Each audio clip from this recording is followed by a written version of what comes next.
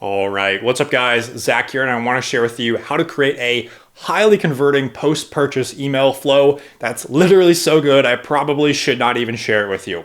Let's dive in. All right, so what we're going to talk about today is how to set up the post-purchase customer thank you email and SMS flow, what's in each email, how to create it a 10 out of 10 A+ flow, split tests, new additions, pro tips, how to improve it over time, and the most common mistakes that I see when setting it up. So who is this for? Typically, this is going to be for anyone running a direct consumer e-commerce brand, most likely on something like Shopify, WooCommerce, Magento, and using something like Klaviyo for email marketing, although this is going to work no matter what software tech stack you're using. But this is really for anyone who wants to improve their post-purchase email flow, increase their email and SMS marketing revenue, increase their customer lifetime value, especially post-purchase. If you want to have a proven system that follows best practices and has worked for dozens of other e-commerce brands, and if you're someone who doesn't want to guess at what's actually going to drive more revenue, this video is for you. So why listen to me? Just so you know, I'm not some random guy on the internet. I actually do know what I'm talking about here. I've been helping handfuls of D2C clients get awesome results. You can check out my website. Link in the description for all full case studies here, but we helped this brand add 58.2K in new monthly revenue, help this guy add 43% in new monthly revenue, help this guy add 57.7K in new monthly revenue, help this brand add 26K in new monthly revenue, and help this brand add 47K in new monthly revenue. And for all of these brands, the post-purchase journey is absolutely an essential part of this revenue increase. So how do we do it? We used it with a post-purchase flow, and why is that so important? Number one is buyer's remorse, especially if someone's a first-time purchaser. They don't know what to expect from your brand. They've never bought a product before, and so they could still be a little bit skeptical, especially as they've sent you money, but they haven't gotten their product in return. So when you buy something, you want to be reassured that this is a great decision, and this is what you need to do within this flow. You also want to give them something to do while they wait. Just like at a Mexican restaurant when they have chips, like why do you think they do that? It's because they want you to be active and engaged while you're waiting on your food. So the same thing, especially if you have longer shipping times, you need to keep people engaged while they're waiting for their products. You want to get them hyped up for their purchase. So tell them about other elements of your brand, like the community and social media and things that they might not know.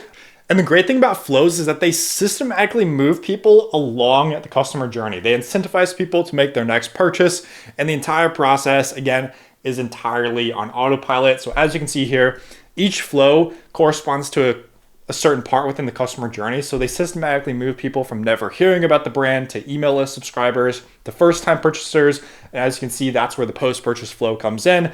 It moves people from first time to second time to loyal advocate to VIP. And that's a very important process. A big part of that is the customer thank you flow. As you can see, you have upsells, cross sells, you have the sequence for second time buyers, sequence for third time buyers that can actually have like almost VIP messaging where you explain people the perks of the VIP list, which kind of gives them that extra nudge. And again, the post-purchase sequence is an absolutely integral part of all of this. So the flow structure here, this is a flow designed to engage customers after they've made a purchase, and it typically includes thank you emails, upsells, cross-sells, product review requests, and it links to community elements like social media. So number of messages, if you're creating this flow with the template that I give you, you're going to actually create 7 emails and 1 SMS. The difference is each recipient is not actually going to receive all 7. You're going to split it up based on new versus repeat purchaser. So if you're actually a customer going through this, you're going to get a series of about 5 messages total. That'll be spread out over, a period of time. The trigger is going to be when someone has placed an order, and then the profile filters, you don't want to send this email to anyone who has canceled an order since starting this flow. So I'll go more in depth on the actual email structure in a second, but as you can see here, you have the trigger at the top. It's when someone places an order, and you wait 30 minutes, you have a conditional split, and on the left side is going to be people who have already purchased from you before, and on the right side, as you can see, is going to be 2 emails for people who have never purchased from you before. So that's the initial email structure here, and then you're going to have these time delays, and then you're going to actually have an SMS sent to anyone who's signed up for that, And then you're going to have an email sent to anyone who hasn't signed up for SMS. That'll be email or SMS 3, and then email 4 and email 5. So that's how it works. Going a little bit more in depth into the structure. Number one, people are going to place their order, of course, and then it's going to wait 30 minutes. And then email 1 is going to come out, and that's going to be a thank you and immediate upsell and discounts. So again, it's going to thank the customer for their purchase. It's kind of, we are preparing your order messaging. And then if you want to, and if this makes sense, you'll have an upsell that's immediate, and you'll provide a limited time discount. I typically only like to give the discount for people who are first-time buyers to move them from that first purchase to their second, just so you're not eroding your margins. But first-time buyers, the messaging is going to be a little bit more, hey, welcome to the brand. Here's your discount. You can use it for 48 hours only. And then second-time buyers, it's going to be, you're assuming they already know about the brand and they're, happy about it. So it's going to be more of a welcome back type messaging, and you're not going to have a discount. Either way, though, you can have an immediate post-purchase upsell. If it makes sense for your brand, again, you show them products that complement what they've already bought. So it could include accessories, upgrades, or other related products. And you can offer a discount for buying more of the exact same products. It's a great strategy. I highly recommend it. And with this email, if the brand is featuring the founder in their messaging and on their site, this will be a great opportunity to have a personalized message from the founder. If not, totally cool. And then you want to wait one more day. And email 2, again, this is going to be conditionally split based on the number of purchases. So first-time buyers, it'll be a reminder to use the discount. You want to say, hey, 24 hours left. You want to go maximum urgency and scarcity on this one.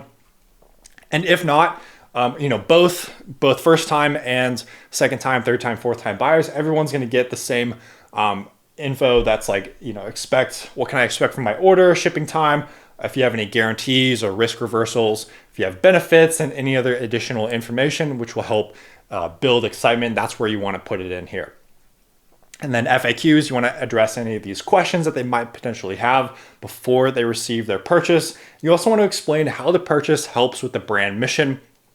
And then finally here you can include instructions for using their products, especially if you have products that have very specific instructions. This is a great opportunity to use trigger splits to make this more product specific. I'll talk about that in a second. But again, this is more of a general template than a step-by-step exact guide. Everything here is going to be customized and tailored to what your brand needs. So you just need to be smart about this.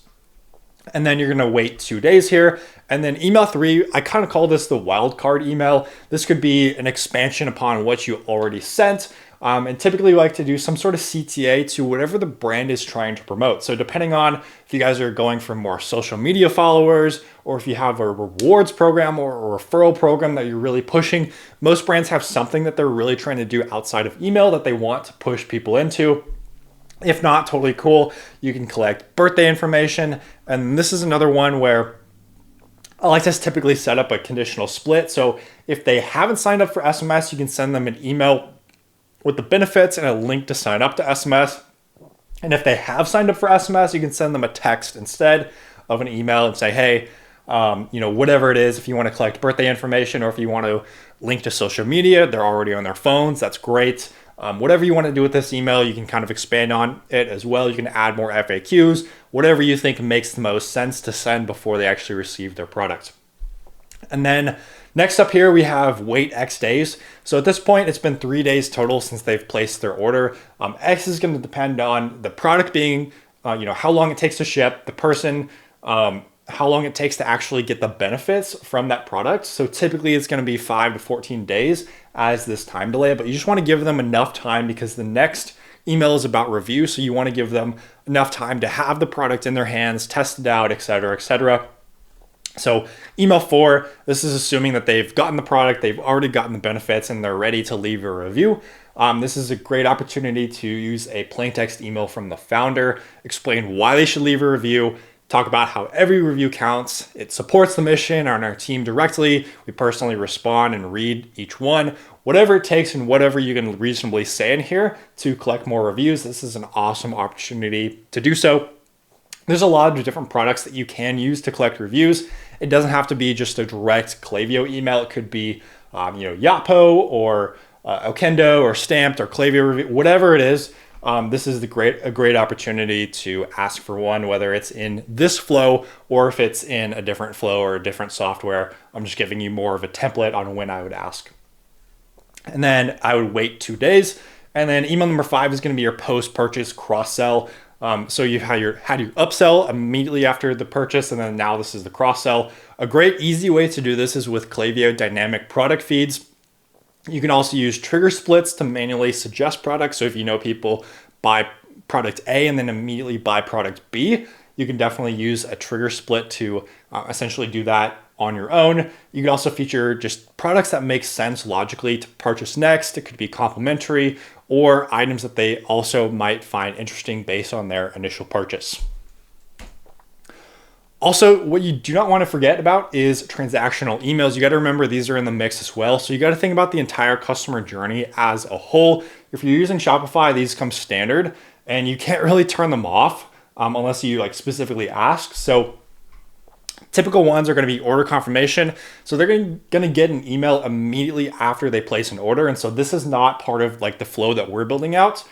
This is different. And so this is going to be immediately when someone places an order. That's why we have a 30-minute delay. So they're going to get this email very immediately as they get their order. And then they're going to get another email 30 minutes after, which is part of this flow. Just remember, you can customize these and tailor them to your journey as well. Shipping confirmation, this is going to be when the order is actually marked as fulfilled. So it says, hey, your order is shipped. It'll be here in X number of business days. Out for delivery, another great one. Delivered, and then returns and payments. These are just other types of transactional emails that are typically in Shopify or your other type of CMS.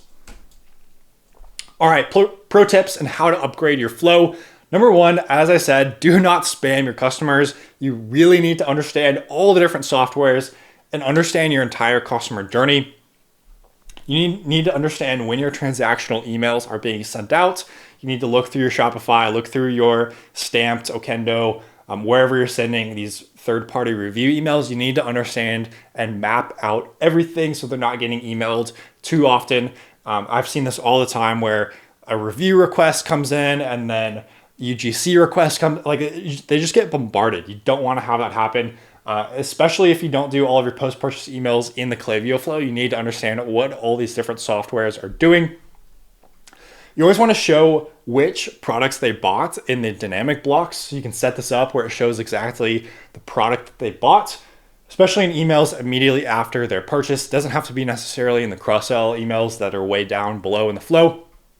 But you can show this essentially in the same way that you would do with an abandonment dynamic block. You'll just put in some code in Klaviyo.